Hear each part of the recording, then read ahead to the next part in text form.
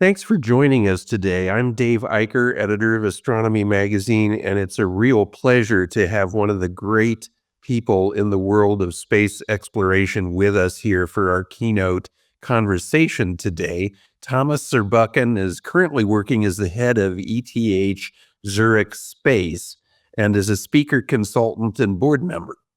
He was the longest continually running head of science at NASA from 2016 to 2022, responsible for 130 missions with 37 launches, including the Webb Space Telescope, the Parker Solar Probe, and the Perseverance rover. Previously, he was a professor for space science and aerospace engineering at the University of Michigan, as well as founder of the largest entrepreneurship program at American universities, the Michigan Center for Entrepreneurship. He has received, of course, many awards and recognitions, including membership in the International Academy of Astronautics. Thomas, it's a real pleasure to have you with us today and to hear your unique vision and expertise with space exploration, with NASA, with ETH Zurich, and with all the other many things that you've been involved with. Thank you so much for joining us. I'm just really glad to be here with you. Thank you so much.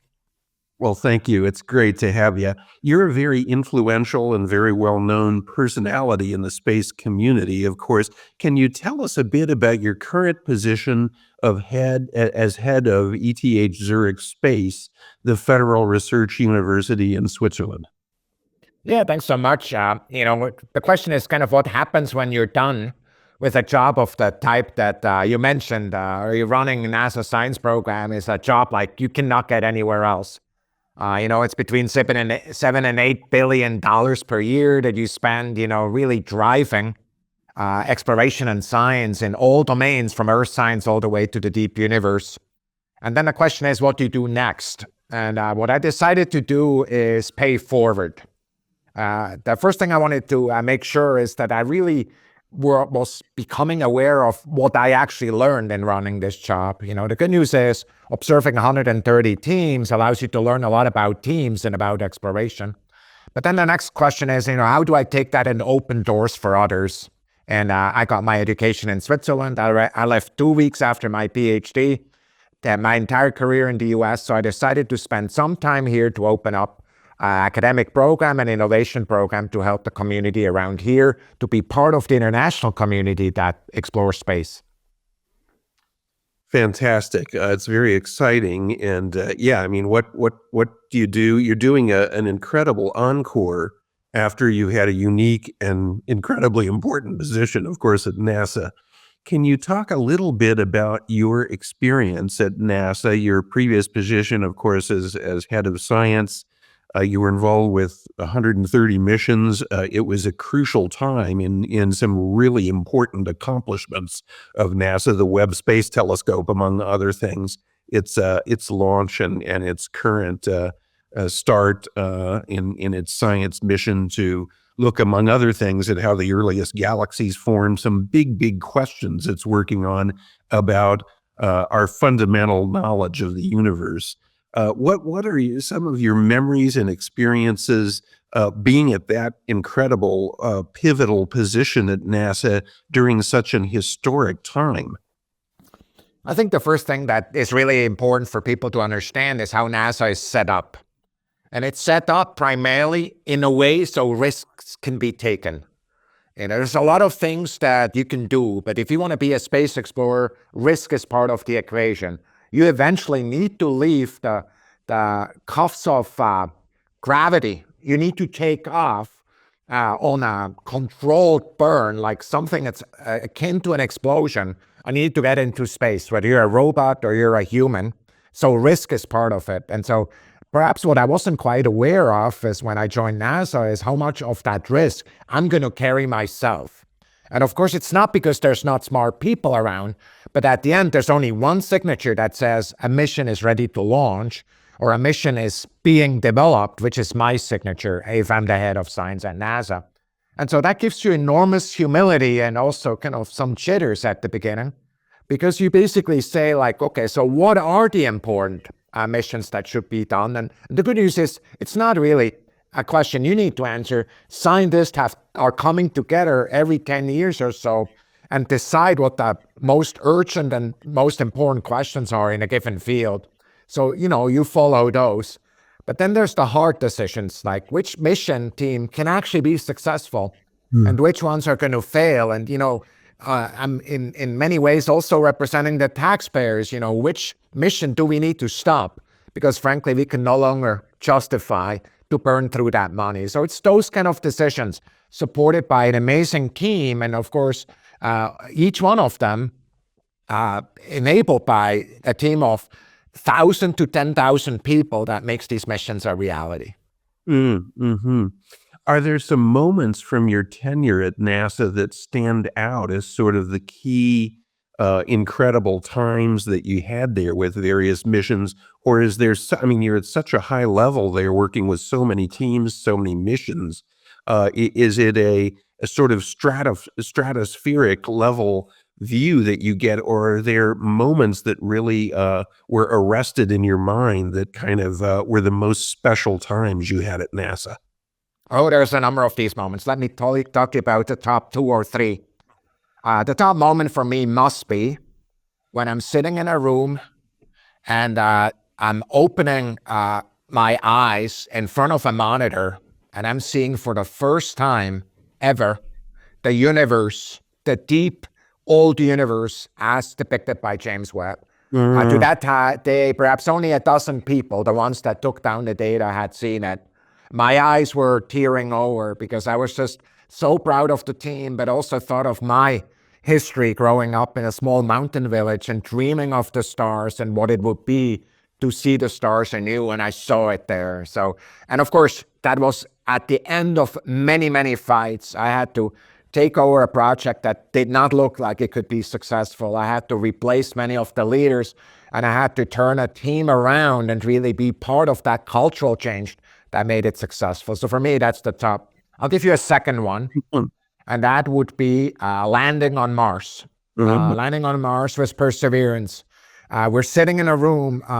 The first time this team sat in a room together because of COVID, we all had stayed at home. The team was there. Each one of us had taken 2 COVID tests, and we're landing there. And of course, we know that humanity's record in successfully landing on Mars is 50% in round numbers.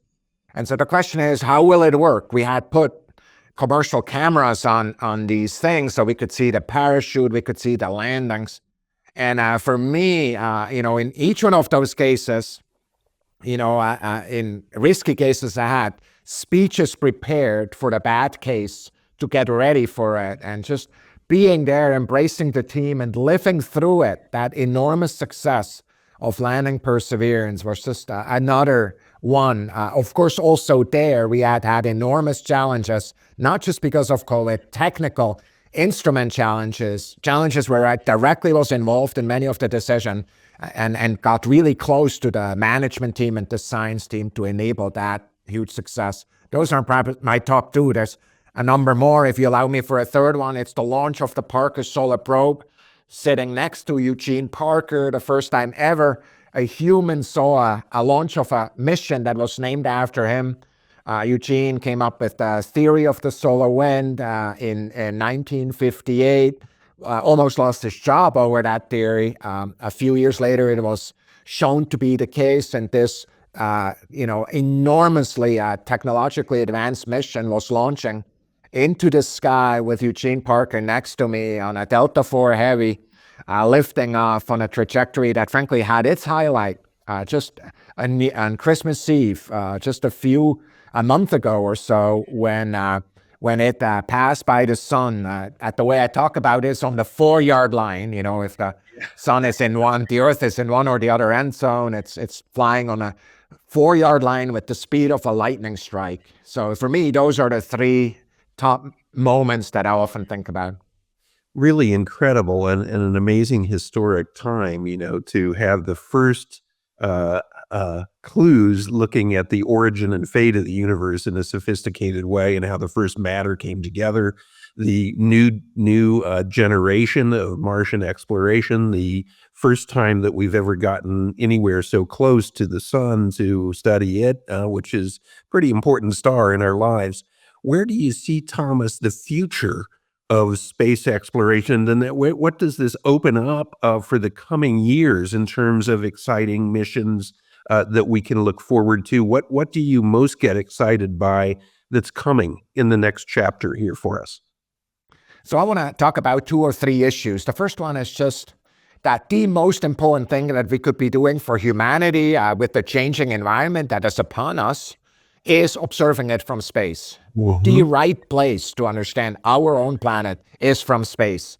And what we're seeing right now, both with government missions, but also commercial missions, that really give tool sets into the hands of individuals, protect lives, help in disaster situations. I mean, what an amazing way of being right there from space, supporting humanity. So for me, that has to be important. For me, the other question that, is just absolutely stunningly exciting right now is the question about finding life outside of the Earth. And that happens in 2 or 3 arenas. It happens on Mars with Perseverance, and we need to get those samples back. Perhaps astronauts need to carry them back. Perhaps there's a whole dedicated mission. It's also Europa, it's Enceladus, it's these kind of ocean worlds that are there, icy ocean worlds that are so surprising and stunning. We didn't think of that 20 years ago. But then also these thousands and frankly billions of exoplanets that are out there. And the question is, does one or many of them have the signs of life embedded in their atmospheres? So for me, finding that life must be one of the top questions in multiple domains that we're going after. Very, very exciting. And of course, the more we look out there, we see, of course, that exoplanets are extremely common, which you would expect by understanding what we think we know about how stars form. And of course, spectroscopy the chemistry of the universe is uniform. So from what we can tell, although we know of only one planet with life in the universe, life ought to be really common and all over the place out there. So exciting times to come with that. Yeah, I think the third element is the expansion of humanity into space. Mm, And I just really believe, I'm a human, I get excited when humans do difficult things and they come together and do that. Having humans again on the moon, having them on Mars must be something that we should be doing, and doing amazing science.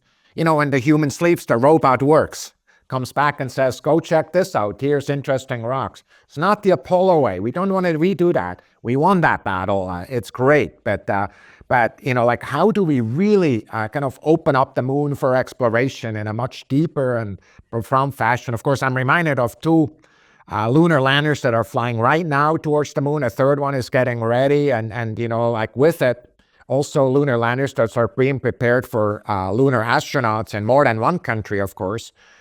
So for me, that's a third way, just expanding the domain of presence for humanity and kind of making us, as humans, multiplanetary, which is really something that also, I believe, is one of the elements that will happen in the next 10, 20 years, for sure. That's fantastic, and it's very exciting. And of course, the duration and complexity and expense of a Mars mission, is that something that you foresee coming together necessarily because of the complexity and so on, as a multi-governmental, multi-country, private and public mission to eventually have a human mission to go to Mars, with the duration of it, with the expense, with the radiation exposure and other concerns? Is that going to be sort of a worldwide effort in some ways, do you think, or a public-private collaboration? Will it be sort of a first when we get there in terms of space exploration, just because of the incredible ambition of such a mission? So I really believe it's all of the above. So first of all, it's very hard to imagine kind of a government-only effort here. We have seen what private companies can do in all domains, whether it's Earth observation, whether it's launch, whether it's lunar landers, whether it's just doing science in a new and better way. Especially if you look at it through the eyes of somebody who lived in the US for a long, long time, the power of entrepreneurship should be deployed for exploration. So that certainly is a partnership that is there. I also believe that what I love about the US and its strategy in space, we've never interpreted leadership as a contradicting value to partnership. And so I think it's great for us to bring the world along, partner with it, and doing incredible things, bringing to bear the best that every country has to offer. So my hope is, in the long run, certainly Mars exploration is one that is really a humanities exploration, and one that we can find common ground for in a way that we haven't in so many other places. And might that, even with the return to the moon, as well as following that, Martian missions and so on, and the other, missions that we have going to study the cosmos, will we sort of be getting back into an era, do you think, here with the return of the moon, especially like the Apollo era? It was so inspiring to people in so many ways, and we haven't had that in some ways in a long time. Do you think that will reignite a new generation that will be tremendously excited about science overall, the universe, and so on, and inspiring to young people to sort of, look off of that 2D surface of Earth out into the cosmos and be inspired to be scientists and engineers in a sort of a new wave? I believe in some of this has already happened with the successes of some of our companies that are just really doing incredible things. Like we have, like what used to happen 20 years ago, if you graduated from an aerospace program or an engineering program, you had something like 5 places you could go work. Now you have 50, 100 places where you could go work, no matter where you live. And so that has already helped. But you're right, kind of in the public recognition, just imagine kind of humans on the way to Mars, how the whole humanity will pay attention to that. And I think even the moon, once we're back there and we bring the whole power of cameras and, the kind of near real time kind of connection and again, robotic and human collaboration with it, how inspiring that will be for so many. Incredible it will be. And the technology to bring, you mentioned cameras, to bring the images of being on the moon, look at the incredible sort of primitive resolution and so on of the Apollo, television broadcasts and so on that were really low res. Doing that in very high res now will be completely unprecedented from an inspirational point of view, I think. Yeah, I just think how the little cameras we put on Perseverance, with the looking at the parachute going up, looking at the ground, how many millions of times this was played, and kind of was inspiring for so many. Just like the awe of humans can do that, right? I have similar sense sometimes in the Olympics, like humans can do incredible things, like if they push themselves, and we get inspired by it. And I think space exploration is one of those places where, frankly, no matter what we tried, I always felt that the whole world was behind it, right? I remember kind of, there used to be a museum in DC called the Museum where you could get the title pages of all newspapers. It's no longer there. But I remember walking by there many times and just seeing how the whole world celebrated with us. Some teleconference perhaps, or some press conference I had done in my office, celebrating the amazing teams that created a mission or some result. And everybody was celebrating it, including Iran, including China, including Russia, including, people that we have difficult relationships with for good reasons, by the way. But, like how we can come together when we kind of really push humanity forward. People get that. And I think it's just the power of this kind of exploration and truly brings magic, I would say, to our ability to kind of bring humanity together in ways that very few things do otherwise. Absolutely. And going back to the moon, certainly a collaborative Mars mission will do that maybe like never before, that will reinforce that singularity of the human family together. We're on one planet here. We're all people. We should be getting along here, folks. Yeah. Exactly right. I mean, that's all of the astronauts I've ever talked to. That's literally what they told me. They took away from their journey to space. The recognition that we're one human family, the recognition that we're on a planet that is worthy of protection and worthy of keeping at peace as best way we can. That overview effect, as they call it. It's just one of those things I think that happens over and over, both in human exploration, but also in that robotic exploration, exploring distant worlds in a way that, and sharing that experience is just so inspiring and beautiful and truly important. I think it's something that we can tell it's important. It's not kind of the icing on the cake of humanity. It is what makes us humans, as are other things like our families or the love that we have around us. But that yearning for that distant is something I think that is, go talk to a child. They get it. We have it in us too. Let's listen to that voice.